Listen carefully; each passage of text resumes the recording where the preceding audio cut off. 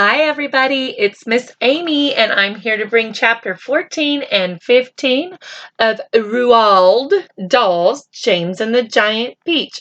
Now, remember, boys and girls, Miss Amy does not own the rights to this book. She just owns the book, and she's glad she gets to share it with you.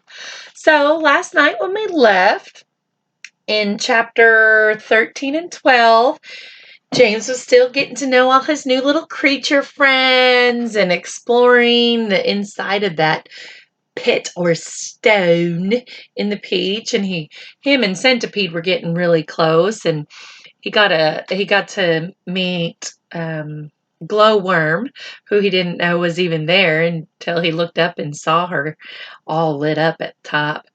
He was being a good friend. He helped Centipede take off all of his shoes. And then he got to stay inside of the peach. Miss Spider spun him a web to sleep in or a hammock to sleep in, and it just sounded like he was having a really good night. So let's go ahead and crack the spine and read chapter 14. I'm not certain I showed this picture last night, though. That is, of course, the glowworm. And then there is James in his hammock that the sweet Miss Spider made him. "We're off!" someone was shouting. "We're off at last!" James woke up with a jump and looked about him. The creatures were all about their hammocks and moving excitedly around the room. Suddenly the floor gave a great heave as though an earthquake were taking place. "Here we go!" shouted the old green grasshopper, hopping up and down with excitement. "Hold on tight!" "What's happening?" cried James, leaping out of his hammock. "What's going on?" The ladybug, who was obviously a kind and gentle creature, came over and stood beside him. "In case you don't know it," she said, "we are about to depart forever from the top of this ghastly hill that we've all been living on for so long.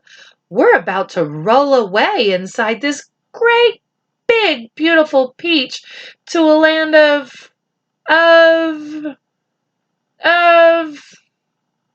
a land of what?" Never you mind," said Ladybug.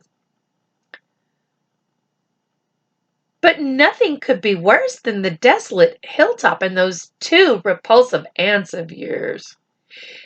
"Hear, hear!" they all shouted. "Hear, hear!" "You may not have noticed it," the ladybug went on, "but the whole garden, even before it reaches the steep edge of the hill, happens to be on a steep slope. And therefore, the only thing that has been stopping the peach from rolling away right from the beginning is the thick stem attaching it to the tree. Break the stem, and off we go." "Watch it!" cried Miss Spider as the room gave another violent lurch. "Here we go!" "Not quite, not quite."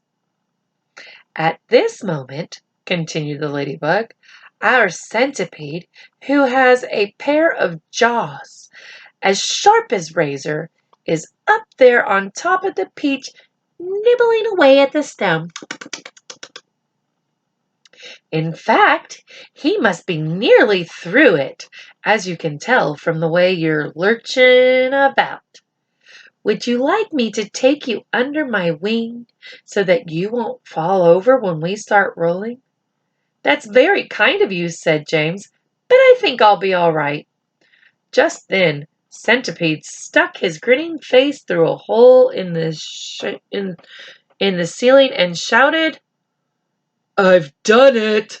We're off!"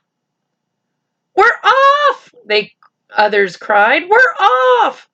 "The journey begins!" shouted the centipede. "And who knows where it will end," muttered the earthworm. If you have anything to do with it, it can only mean trouble. And look, here's a picture of Centipede poking his head through the hole of the peach. Look at that cute hat on his head.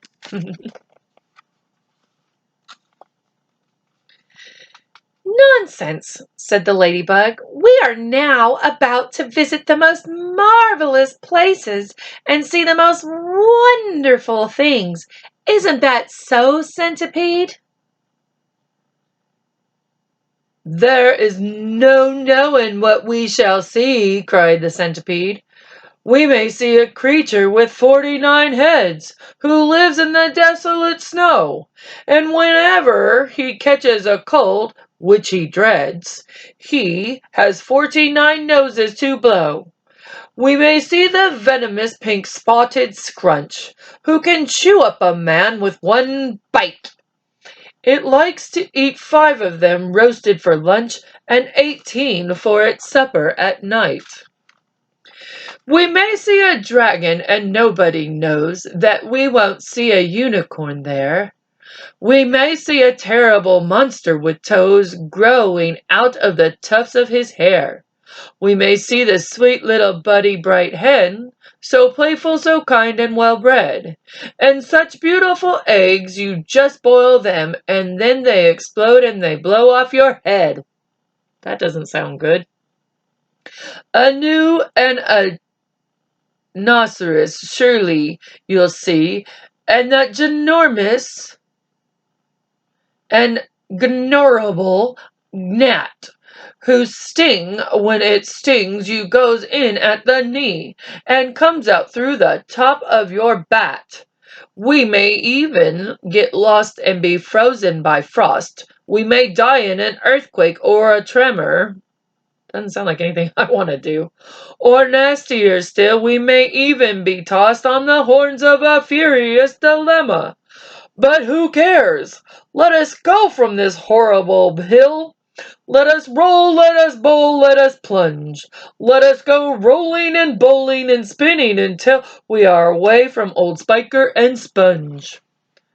1 second later, slowly, insidiously, almost gently, the great peach started to lean forward and steal into motion.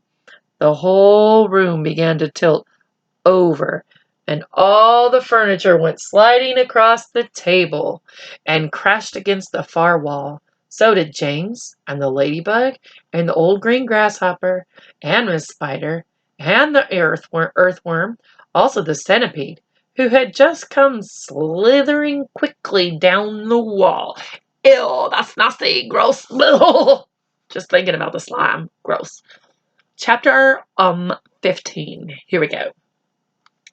Outside in the garden, at that very moment, Aunt Sponge and Aunt Spiker had just taken their place at the front gate, each with a bunch of tickets in her hand, and the first stream of early morning sightseers were visible in the distance climbing up the hill to view the peach. Well, we shall make a fortune today, Aunt Spiker was saying. Just look at all those people. I wonder what became of that horrid little boy of ours last night, Aunt Sponge said. He never did come back in, did he? He probably fell down in the dark and broke his leg, Aunt Spiker said. Or his neck.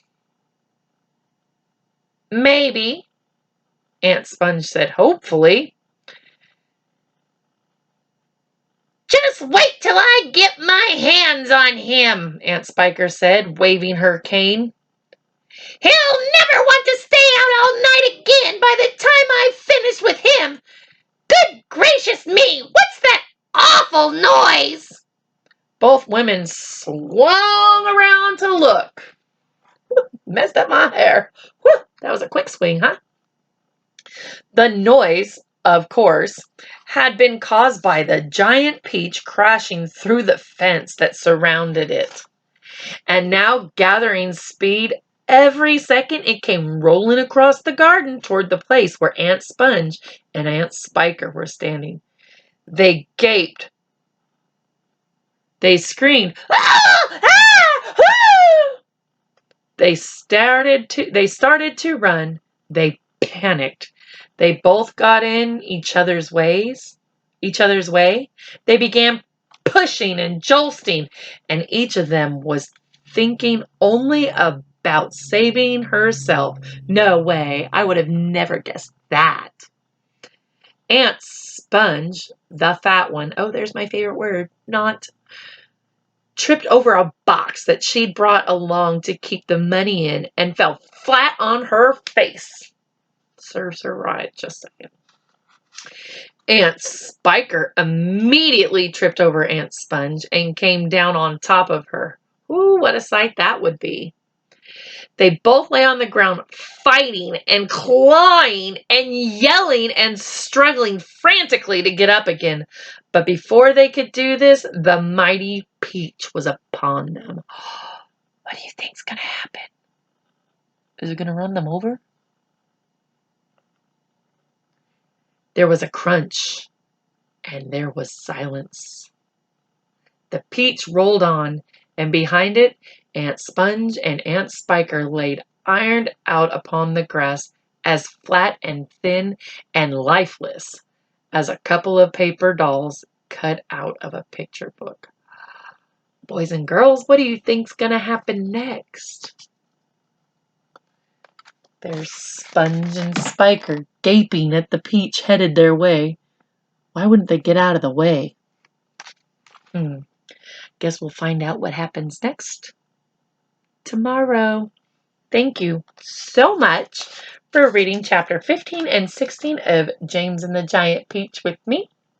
I look forward to finding more about James's friends. So excited. I love seeing that he's finally found people who are nice to him.